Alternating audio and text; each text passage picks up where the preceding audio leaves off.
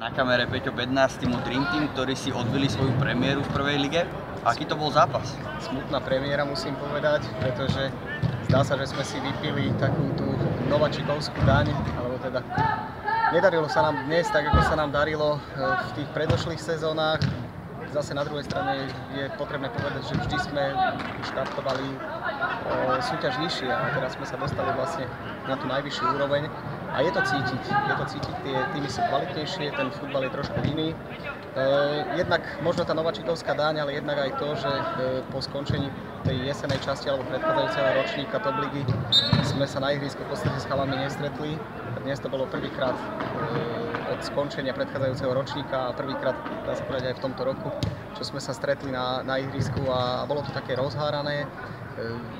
Nebol celý zápas, ako by som to povedal, nejaký veľmi zlý z našej strany. Boli tam aj svetlé momenty, bolo tam veľa nepremenených šancí, ktoré keby sme premenili, tak ten zápas sa vyvíja nejako inak, ale futbal sa hrá na góly, bohužiaľ. Super dal tých gólov dnes viac, zvíťazil 4-1 a nám neostáva nič iné, len sa z toho poučiť a skúsiť nejako zmeniť taktiku a prispôsobiť ju teda najvyššej súťaži. Peťo, keď si porovnáme tie vaše výkony z jesenej časti, samozrejme hrali ste druhú ligu, teraz prvú, ale vždycky ste pôsobili takým útočným dojmom, mali ste vždycky viac, čo sa týka držania lopty.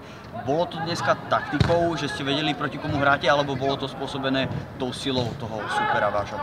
Ono v podstate spojilo sa viacero faktorov a keď sa tak nad tým zamyslím, tak my sme za vyrovnaného stavu to bolo opatrné z oboch strán. Potom nám ten strelený gól, ktorý sme dali my a dostali sme sa ním do vedenia, ako keby uškodil, pretože prílišne sme sa stiahli do defenzívy a super to využil, dal vyrovnávajúci gól, následne sa im podarilo dať vedúci gól, v podstate viedli 2-1 a my sme za stavu 2-1 nevyužili nejakú jednu alebo dve, dá sa povedať, tutovky. Super následne využil už v podstate našu otvorenú obranu, dal tretí, potom následne štvrtý gól. Hovorím, futbal sa hrá na góly, no a bohužiaľ v dnešnom stretnutí, ale boli sme ustrachaní, pôsobili sme podľa mňa takým ustrachaným dojmom. Zviazané nohy.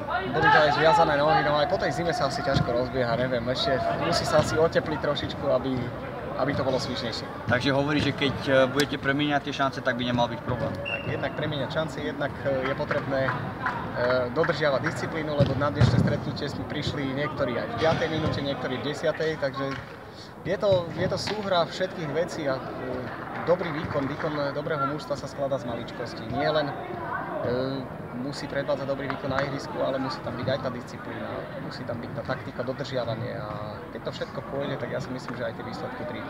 Peťo, ďakujem, nech sa darí.